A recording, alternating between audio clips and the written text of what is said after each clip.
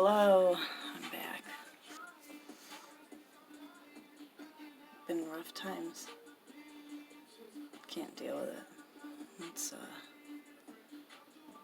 causing some issues for me. Sleep issues again. Well, I mean, I always have them.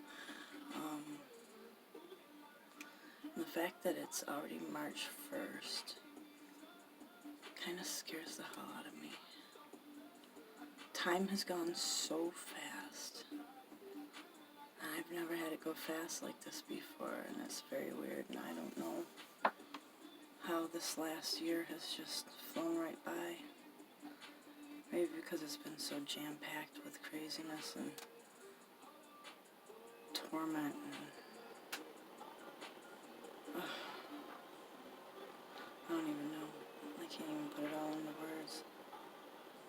I'm like pretty much speechless about it all.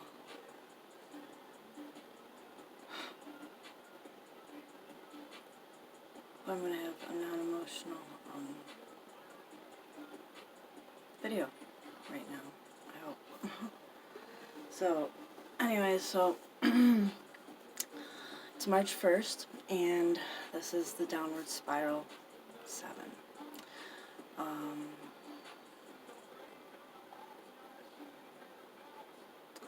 This video is going to go from June 19th, 2019 to July 2nd, 2019.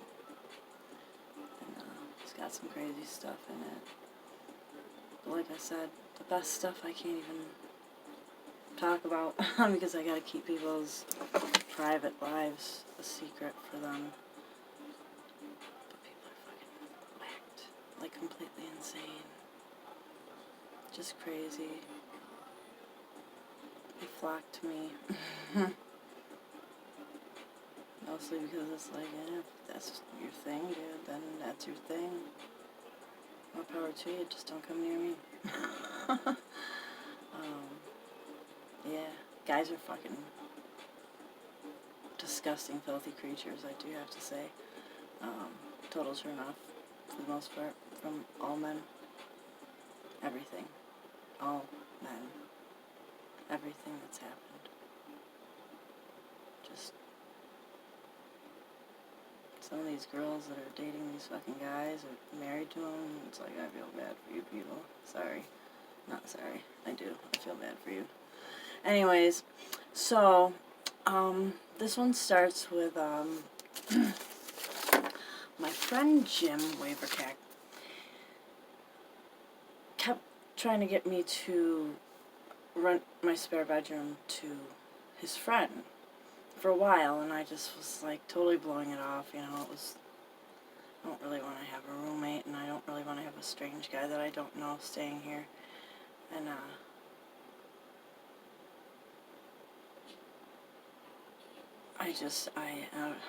I don't know, I didn't want to do it. It's bad enough that it didn't work out with people that I was very close to.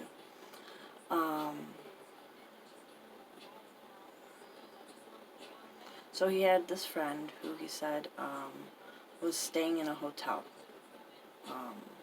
spending like $300-400 a week just to stay there, and he drove Uber.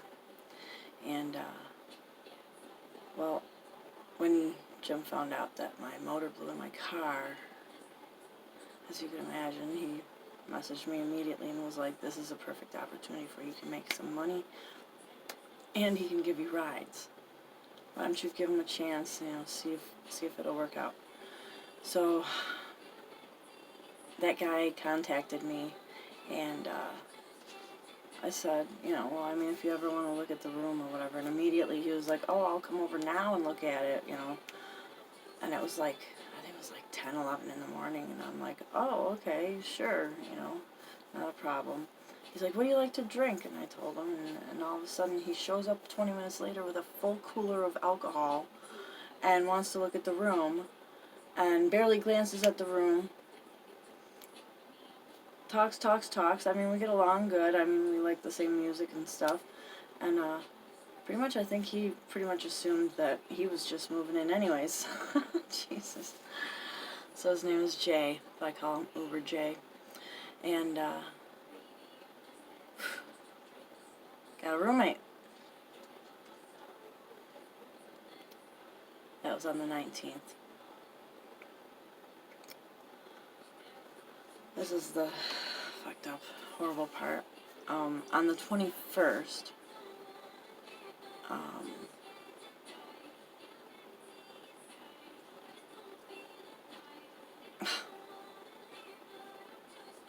Susie and Jimmy, my everydays, my very good friends, who moved away from us before I talked about them in Downward Spiral 2.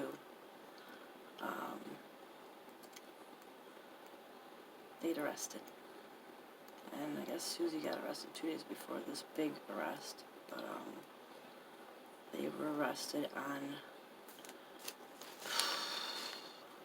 drug trafficking and selling.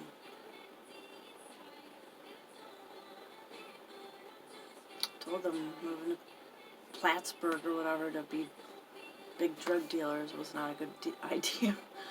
And they got bad. Trafficking is bad enough. Selling is bad enough. 2 of them combined is bad enough.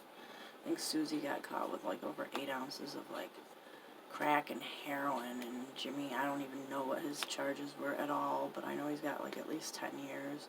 He's only 41. He's already done 21 years in jails and prisons, so yeah. So I don't know if Susie got it worse than him, but it sounds like it. I don't know how long she's looking at. I've heard conflicting reports. I looked it up online, and her charges should have given her at least 30 years in prison. But she's never been arrested before, at least not for anything bad, so I don't fucking know. Jesus Christ. They apparently had their little drug ring going on, and greed, it'll always get you. So they move out there, and they had 2 employees, which they called it their day jobs. Unbelievable. This guy Plank Road and this girl Jennifer or something, whatever, and like they worked for him, and so they all got in trouble. Yeah. I haven't talked to them at all because I don't want anything to do with them or that fucking life or anything. That last time that they came to visit, and they had all that stuff with them, and I told them, it was nice seeing you, see you next time, be sure to visit again. I haven't contacted them. I feel wicked bad, but what the fuck? You guys are like drug lords or something. Like, what the fuck? Why couldn't you stay here and just be little people? But, it wasn't working out anyway, so it doesn't matter, right? So, yeah, and, yeah, so they're out in Plattsburgh. I think they're in Clinton County Jail or something like that. Or maybe it's not a county, I don't know what it is, but Clinton. I'm sure they'll be moved around like most people do. So stupid.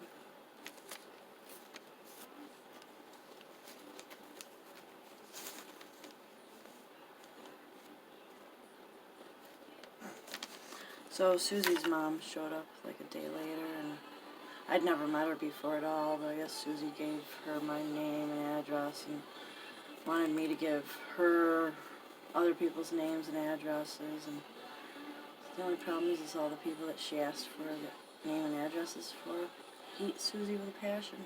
The one girl laughed and said, ha ha ha, she's in jail, oh my god. If wants my help, oh fuck that. Told her mom she can kiss my ass or something like that, and like that was it. And I'm like, listen, here, you need, I'll give you names and numbers, you can do this. I don't want nothing to do with it.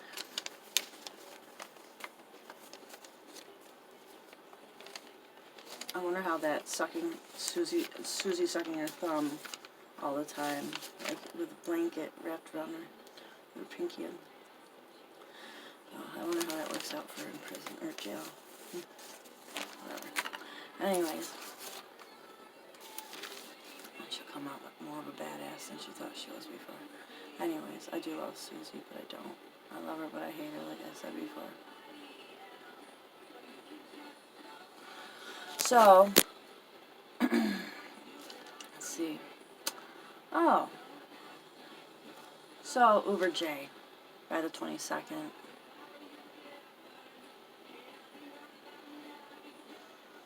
Well, see, I don't sleep. I stay up for days. I can't sleep. I'll just sit here and listen to music, stare out the window, whatever I do. Like, I don't even know anymore. Sometimes I'll nod out a little bit, but I pretty much don't sleep. So, Uber J tried to stay up with me that many days. I tried to tell him, I'm like, dude, you look tired. Go to bed. He's like, well, I don't know how you do this. Well, you don't need to know how I do this. It's my mind that keeps me up. You need to go to sleep. You're a normal person.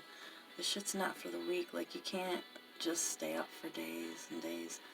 I mean, it's starting to take a toll on me after a year and a half, like a year. Like, I can't keep doing it much longer, I don't think. I don't know. We'll see. But, so he tried, but at the same time, he's drinking, he's doing dabs, and he's just getting crazier and crazier. Like, seemed a little off to begin with, but, like, I could see it was getting to him. And then, on the 22nd, all of a sudden, the dude lost his mind. He really did. Like, he was starting to see things, and so he freaked out. And I hear him in the bedroom talking to his sister on the phone, and he's going from, like, angry yelling to, like, crying to, like, laughing to, like, angry yelling, and, like, he's like, they never sleep around here. She never sleeps. People come here at all hours of the night. This place is crazy. The dog won't stop barking. I can't take it anymore. And I'm like, are you fucking serious? Like, he's really fucking, like, kooky. Like, he lost his shit. And then he's starting to say things like, I can't fucking be here anymore. I'm going to start swinging, blah, blah, blah. And I was like, oh, okay, that's where you cross the line, because I have enough crazy fucking people in my life, and I've been beat up by enough dudes. I'm the only person in this house, and who do you think you're going to start swinging at? So at that point, I said, get the fuck out. Take all your stuff. Don't put it on the steps and then into your car. Like, put it directly into your car and go. So he left, and that was the end of Uber J living here. We did mend things, and he did give me some taxi service here and there. We're cool. You know, we got along with, like, music, I think, was the one thing that we talked about and had most in common. And so, like, you know, I'll still, like, send him a song or something every now and then, but I haven't seen or heard from him in a long time, so. But he lost it. Fucking crazy lost it. No one should be like me. Don't even try. You'll cry, and then you'll lose your mind. Yeah. So, the 25th, I junked my car.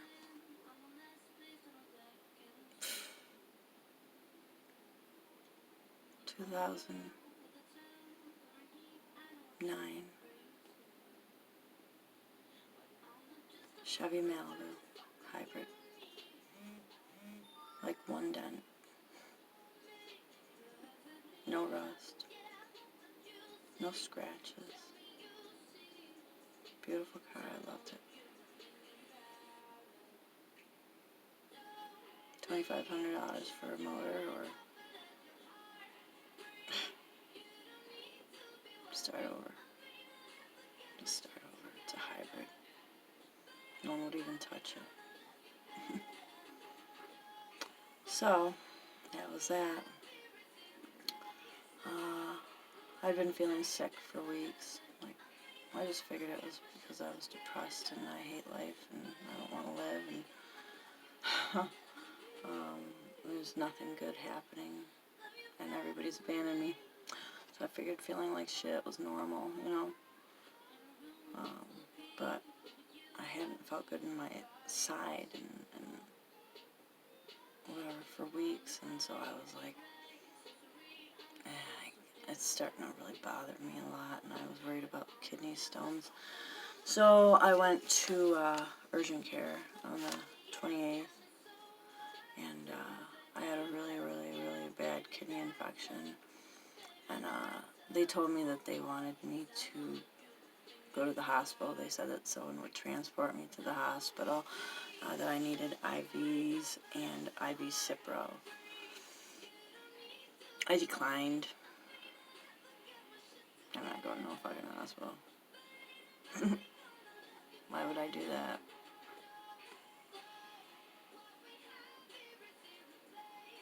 No way. So, I took my Cipro pills and I went home.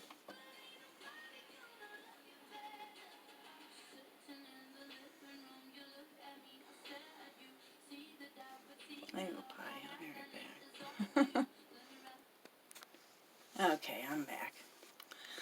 Alright, so as we continue, it was one of those times where I had been pleading with Dave, you know, to give me another chance and, like, you know, let's see if we can work it out. And I think he actually had some good intentions when he showed up on June 30th. And he showed up here with a cooler of with food, drinks, and ice. And but I had two friends over, and I think he got upset about that, like always. And he wouldn't talk to me. I ran outside. He continued to back up. Of course, I'm like hanging onto his door. Please, Dave, don't leave, please. And he just continued to back out and being a total fucking asshole to me. And wouldn't talk to me. So he took off. And I had a mental and emotional breakdown in front of my two friends. Completely lost my shit. Broke my heart. Again. Unfucking real. So that was the end of that.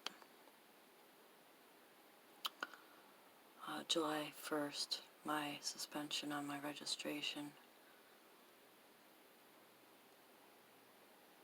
was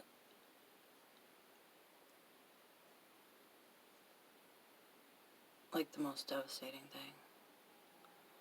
So that means I can't even register any vehicle at all whatsoever if I get one for like, I think it was like 90 something days or something like that. Unbelievable. Like, I've never had a ticket before other than an inspection and some parking tickets. Never speeding, never not using the turn signal, not going through a stop sign, not a cell phone, nothing. I've never had a ticket. Ever. And I can't even register a car.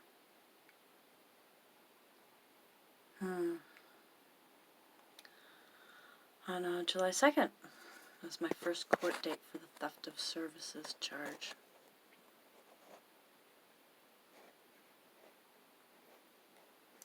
The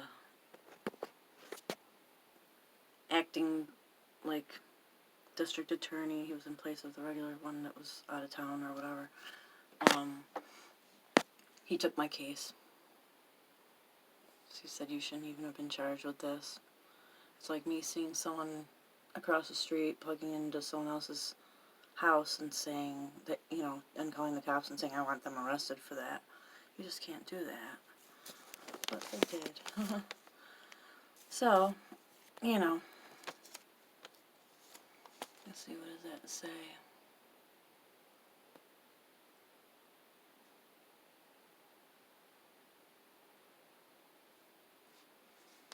I don't know. July 8th, Dave let me come over and I hung out on his bed watching TV for like 2-3 hours. That's nice.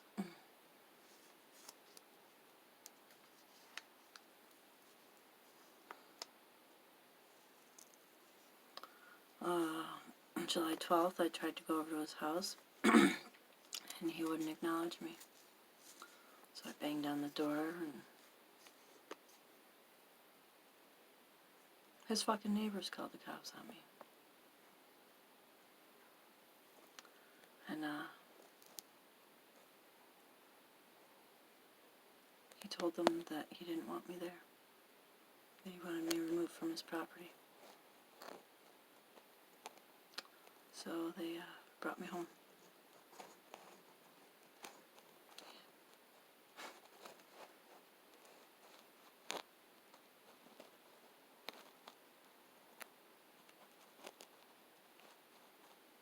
Unbelievable.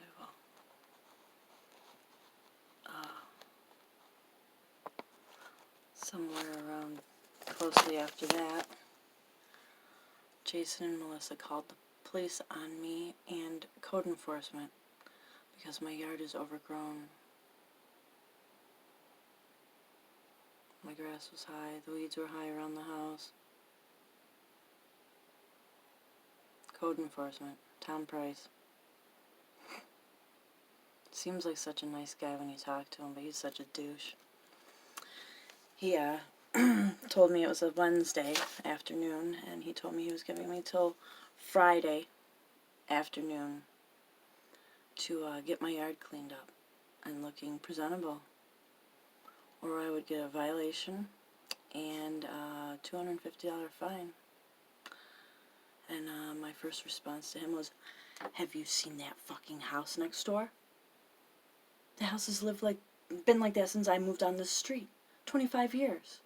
You guys felt bad for him because he only had a tree service and had a daughter that his girlfriend abandoned with him, and so you let him go with it. Like, that doesn't happen. You're not supposed to do that either. Rules are rules, right?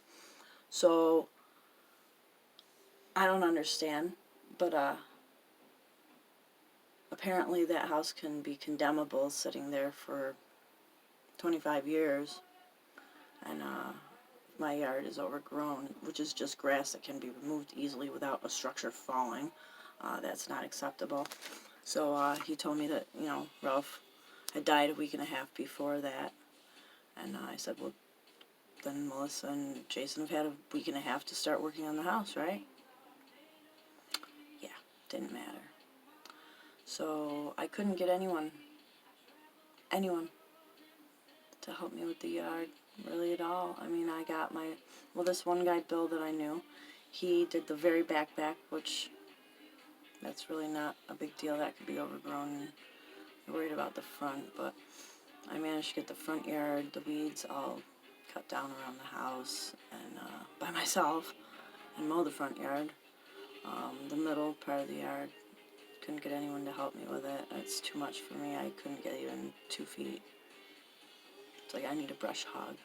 I'm going to need one next year. I can't deal with this. But needless to say, I passed. On my own again.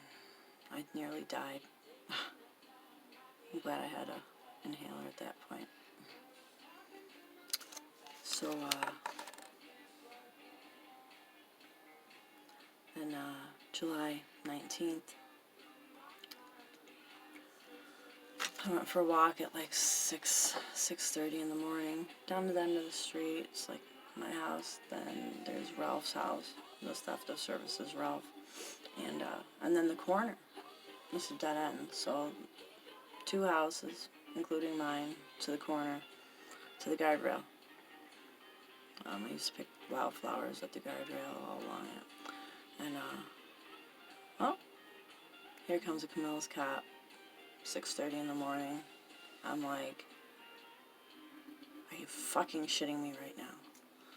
So she comes up and she's like, well, hi, what are you doing? And I'm like, picking flowers, and she's like, oh, okay, well, one of the neighbors called saying that there was a suspicious person. You're shitting me, right? suspicious person.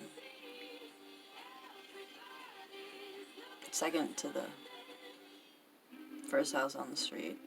I've lived here for 25 years. Everybody on the street knows me. And I talked to her about harassment. So I'm going to start calling you guys after you guys come and acknowledge their ridiculous calls. And I'm going to call afterwards and have you write a report on what just happened and that I'm saying that it's harassment, because it is. It's harassment. It's been nonstop. I can't deal with it. I refuse to let someone call the cops on me every day. I'm like, aren't you guys, like, bothered by the nuisance calls that you're getting that are unjustified? Whatever. So, yeah. I don't know.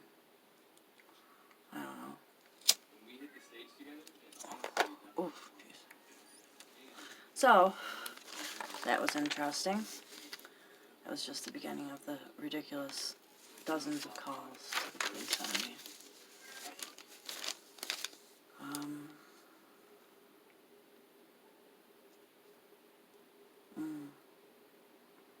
July 20th. I spent the night at Dave's. It was, magical once again. I'm not going to get into it. I'll just leave it at that. He had breakfast in bed made for me again in the morning. I believe he made dinner that night too. I'm not sure.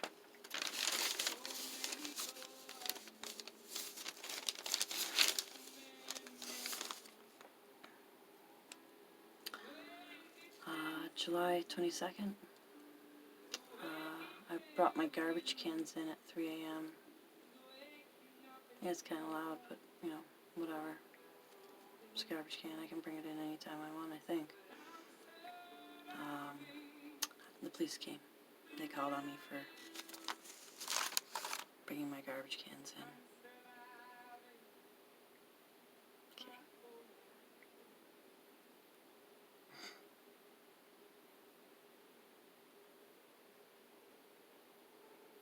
Further down the spiral I go. Well, I've pretty much got 27, 28 minutes on this video. So I think I'm going to stop it now, and then I'll start again with Downward Spiral 8. Some crazy shit.